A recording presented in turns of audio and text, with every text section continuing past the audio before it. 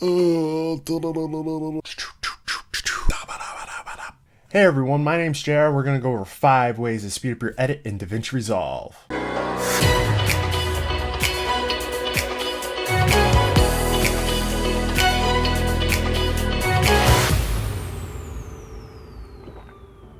So the first one's called performance mode, and we go to playback and then enable performance mode.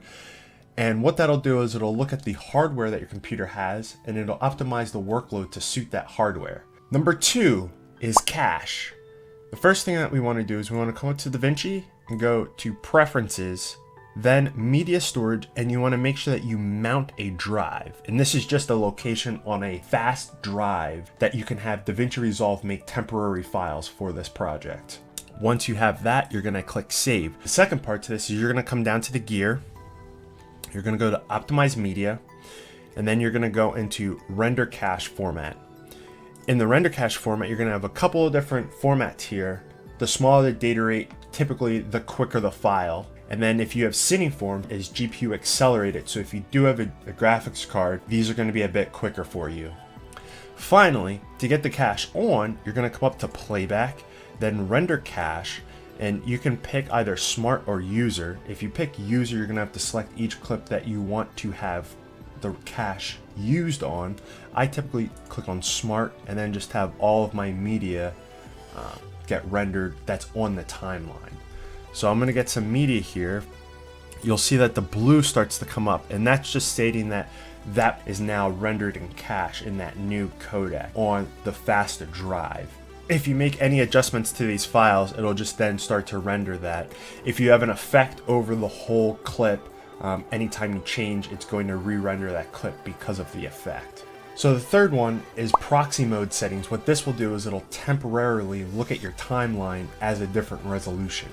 We can come up to playback, then go to proxy mode, and we can set it to half or quarter. Once we click on it, it's going to treat everything in our timeline as that new resolution. So if I was to have this full screen and play it, what you're going to notice is that it doesn't look that great. Like I said, these are all just temporary things just to make the edit process and coloring process quicker. So the fourth one kind of works with the fifth one here, and this is just fast forward. I use fast forward a lot because I'm continuously looking at the same stuff over and over and over, and a lot of the times I edit to audio or dialogue. So fast forward is pretty much what it seems like. You hit Shift L and the clip plays in fast forward. What I then do is I edit with my playhead, so I will cut at different points here, and then cut here, let's say. Okay, not using.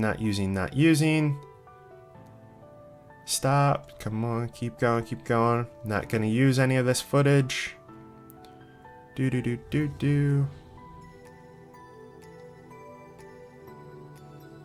Okay, and then here, what I'm gonna do is now I'm going to cut, but where my playhead is, I want it to go to the last cut.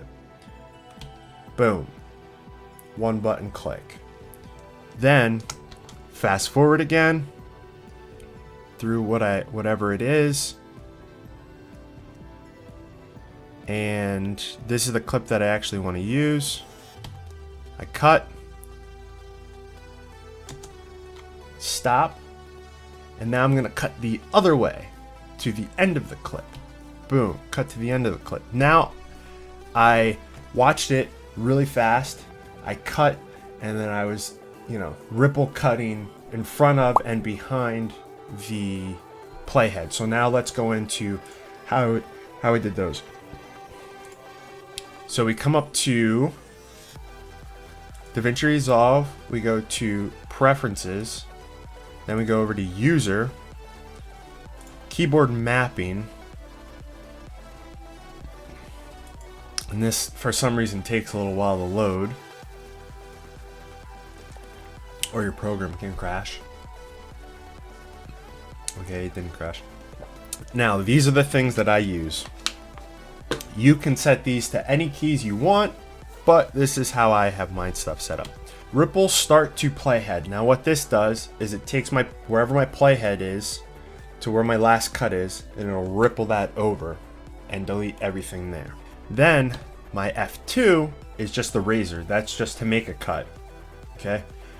Then F3, ripple end to playhead. Now what that does is where my playhead is, it'll ripple the end of it to the playhead, meaning that you'll shift the timeline over so that you don't have those dead spots. And then you can also Shift L is fast forward. That's just what I use.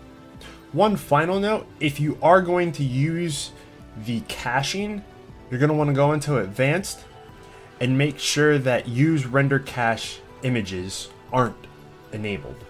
And then what will happen is it'll just use the source stuff, the stuff that the files were originally created. And hopefully those tips will help you out with speeding up your edits in DaVinci Resolve. If you have any questions, just send me a message on Twitter and I'll get back to you.